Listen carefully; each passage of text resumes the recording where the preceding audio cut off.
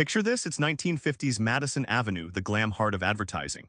Behind those glossy billboards and catchy jingles, a shadowy experiment is underway. Experts armed not with slogans but psychology, probing your subconscious mind, coaxing you to want to need to buy without you even knowing why. What if I told you this invisible hand has been shaping your choices for decades? And it all started here with a book that cracked open that hidden world. Let's rewind to the birth of motivation research, the secret weapon marketers wield to dig past your conscious thoughts and tug on your deepest desires. Ernest Dichter, a Viennese psychologist turned marketer, pioneered the technique of motivation research in the late 1940s.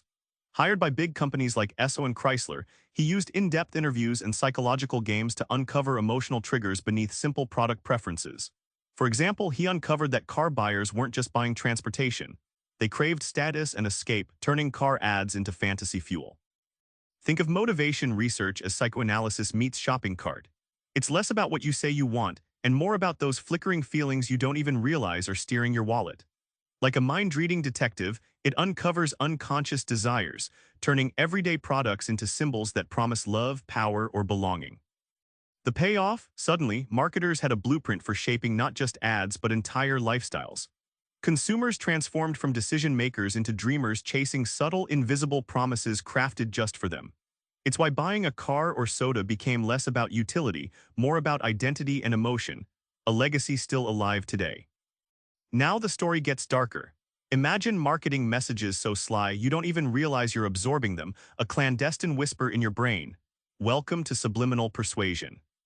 In 1957, James Vickery shocked America claiming he increased popcorn sales by flashing "Eat popcorn and drink Coke" for a split second during a movie. Though later exposed as a hoax, the idea ignited paranoia and fascination. Advertisers scrambled to explore subtle cues beyond words and images, triggering desires bypassing conscious thought entirely.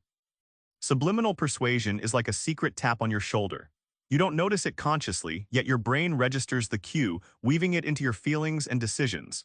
It's playing chess while you think you're playing checkers, silent, invisible nudges that can make you crave a product without knowing why. The wild takeaway: logic alone can't sell. The real magic happens in emotional shadows, where you're no longer just a consumer but a puppet subtly pulled. Packard revealed that beneath your clunky shopping list is a fragile mind, endlessly suggestible, and advertisers have the keys to that kingdom. Here's the twist: these psychological tricks didn't stay in stores. Packard warns us how politicians and fundraisers use the same invisible toolkit to sway how you think, vote, and even believe. In the 1950s, political ads started mirroring product pitches, selling candidates like consumer goods.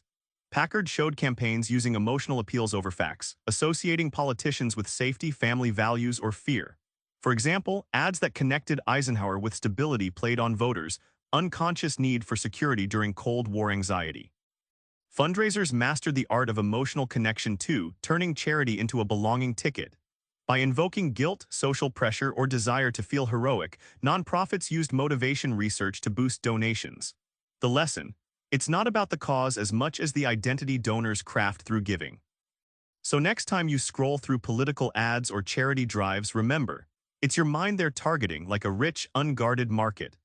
Behind every slogan is a carefully tuned emotional frequency, aiming to shape not just what you buy, but who you are and what you believe. Remember that mysterious Madison Avenue office buzzing with secret experiments? We've peeked inside and seen that your choices aren't always yours alone.